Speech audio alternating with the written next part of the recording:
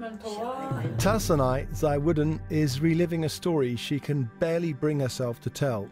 She was held at one of Xinjiang's so-called re-education camps. These satellite images show the site where Tarsanai says she was held, sharing a cell with 13 other women with a bucket for a toilet. And she's haunted by one image: masked men coming down a camp corridor like this one after midnight. They were 3 men. Not one, but 3.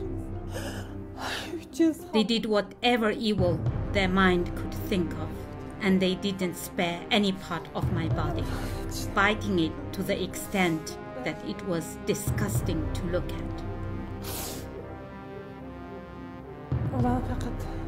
They didn't just rape, they were barbaric.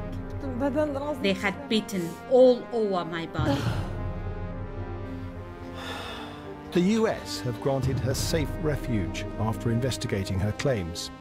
She's waived her right to anonymity and now feels free to speak out about the full extent of the abuse she says she suffered. They had an electric baton. I didn't know what it was. It was pushed into my private parts and I was tormented with electric shocks. It's estimated over 1 million Uyghurs and other Muslims are held in the camps. These never-before-broadcast pictures were filmed secretly in a camp under construction and published by a magazine on religious liberty. We've interviewed a former guard and seen his Chinese police documents. He's the first ever to come forward, and the risk of him speaking to the BBC is so great, we've reconstructed the interview with an actor. Jews who were taken inside were locked in a cell which held 8 to 16 inmates. There were cameras watching them all the time, and there were books about Xi Jinping. They have to study the book and memorize them in Chinese. If they fell, the punishment was severe. Many former camp inmates flee to Istanbul. Some talk of having to choose between punishment or being complicit in these crimes. I worked 6 months as a cleaning worker for the women. Han Chinese men would pay money to have their pick of the pretty young inmates. This was the first time Gulzira has told anyone the full extent of what she says she was forced to do.